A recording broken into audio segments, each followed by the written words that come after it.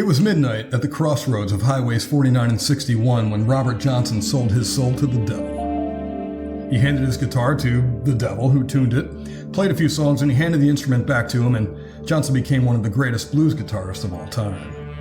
In fact, he's ranked 5th out of the top 100 by Rolling Stone magazine. Johnson was inducted into the Rock and Roll Hall of Fame in the first induction ceremony and even won a Grammy posthumously. But before that legendary meeting with the devil, he sucked.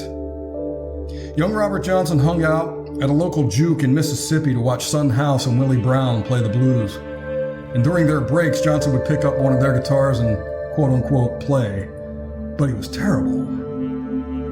People complained, saying he was driving them crazy with the racket, and they made him stop. And then he disappeared for a year. And when he returned, he was unbelievably good.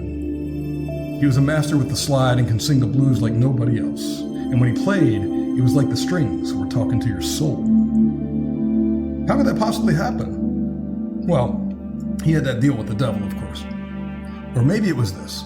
See, when Johnson left the area, he met a damn good guitar player named Ike Zimmerman. And shortly after that, he moved in with Ike and his family, and Ike became Johnson's instructor. And Johnson practiced incessantly, and a lot of times him and Zimmerman would sit on tombstones in a graveyard and play through the night just so they wouldn't disturb the neighbors.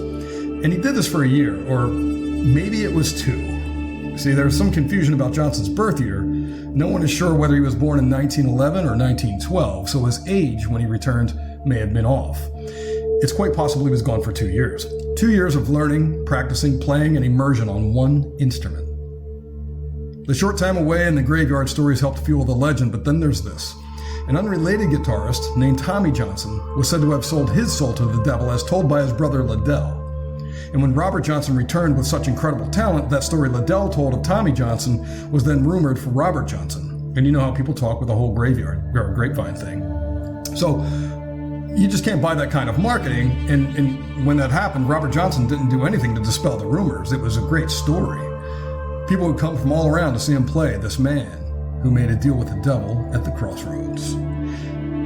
His death is kind of a bit of a mystery as well. There was murder, poison, and so on. He was also part of the 27 Club, dying at the age of 27, just like Jim Morrison, Jimi Hendrix, Janis Joplin, Kurt Cobain, and Amy Winehouse. It's pretty weird. Even his burial site is a mystery.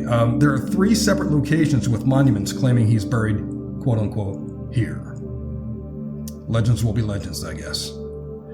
The devil doesn't come to us with a red face and horns. He comes disguised as everything we ever wanted. We just have to go through a bit of hell to get it. And that bit of hell is work, practice, toil, dedication, repetition, aching, bloody fingers day after day for 2 years. But that's passion. And when passion is driven by love for something so strong, that hell makes it feel like heaven. So who's ready to make a deal with the devil?